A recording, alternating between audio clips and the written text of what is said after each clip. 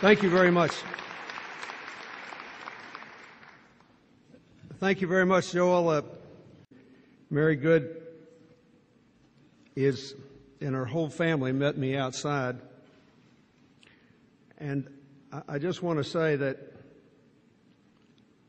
you know, I came here tonight to say that I think that her legacy over the long run for American history may be more important if we can just figure out how to replicate it. Mary and her sister, Dr. Betty Lowe, and her brother all came from a little town in Yell County where all the Clintons were from. So that's what our common tie is. After that, it ends, you know, because Mary and her sister actually knew useful things and I had to go into politics. She came here 10 years ago to head up the Donaghey College of Engineering and Information Technology at ULR in a decision that I think has had and will have very fateful and completely positive consequences for this part of our state and for the entire state.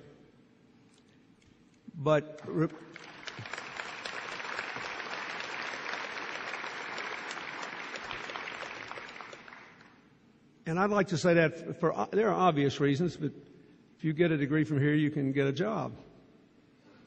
And you can get a job relevant to today's and tomorrow's economy.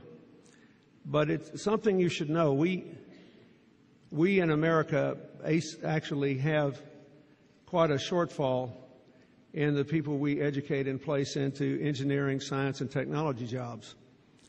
And as Mary was saying to me on the way in here, one big reason is in the 80s and the 90s, so many young people who had gifts in those areas went into finance instead because it paid so much more money. And I hope that one of the unintended positive consequences of the collapse of the last year is that there will be fewer jobs available there and people will be more attracted to building the economy instead of just fooling with it. And I think it will really be a very important thing. But a lot of you know this, but when she got her PhD in chemistry from the University of Arkansas at Fayetteville, I hate to say when, in 1954, she was the first woman ever to get a PhD in Arkansas in the hard sciences. And she did it.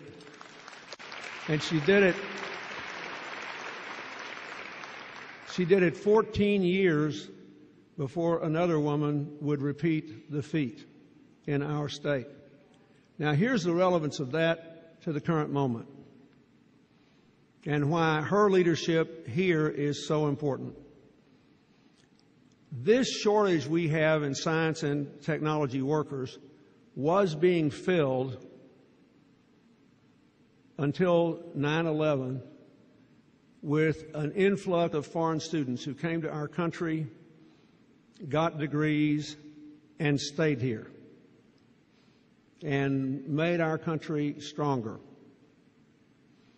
After 9/11, for reasons that I completely understood but did not agree with, we made it a little bit harder for foreign students to come here and study and stay. And Dean Rutherford can tell you, we've experienced that at Clinton School too. We all saw it after 9/11, how much harder it was. As a result of that, we have to think about what we can do here. We could completely close the gap that exists between the United States and our competitors if women, African Americans, and Hispanic Americans went into science and technology fields with the same frequency as European, Asian, and Middle Eastern males in this country. We're in a position to help close that gap here at UALR.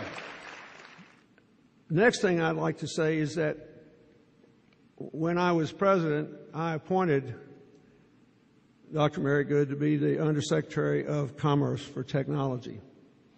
And she served on the President's Advisory Committee on Science and Technology, heading up what we did in information technology, and in national security.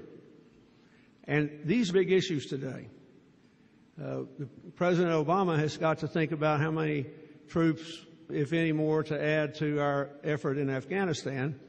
But meanwhile, there are people you don't even know that are trying to figure out how to keep people from breaking into America's computer networks and shutting down all the banks or shutting down the power systems in whole sections of the country, or doing other things like that. This is really important. Our national security will depend upon having more and more people coming through the educational pipeline who can answer these how questions. We're trying to figure out how to contain any risks of chemical and biological warfare. We succeeded in signing a chemical weapons treaty that the Senate actually ratified when I was president, that I think will make the world a safer place.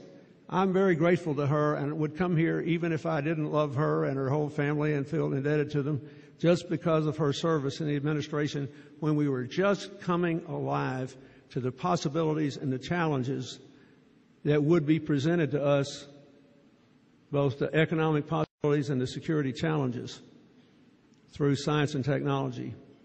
And you should all be grateful to her for that. It's important that somebody in government actually knows something about the subjects in which they're dealing, and she did. And I felt better knowing that she was there. The worst economic statistic most Americans don't know is that we dropped from first to 10th in the world in the percentage of our young adults with four-year college degrees in this decade, after having been first from the end of World War II with the GI Bill through 2001. Part of that was that our competitors sent more of their kids to college, and they benefited from it. After inflation, college costs went up 75% in this decade. The only thing that increased by more was health care, 100%. And that presented us with a terrible problem. In California, because of their horrible budget problems, they just increased tuition 32% at their public schools, institutions of higher education. It was the finest system of public higher education ever created anywhere in the world, and it has nearly been bankrupted.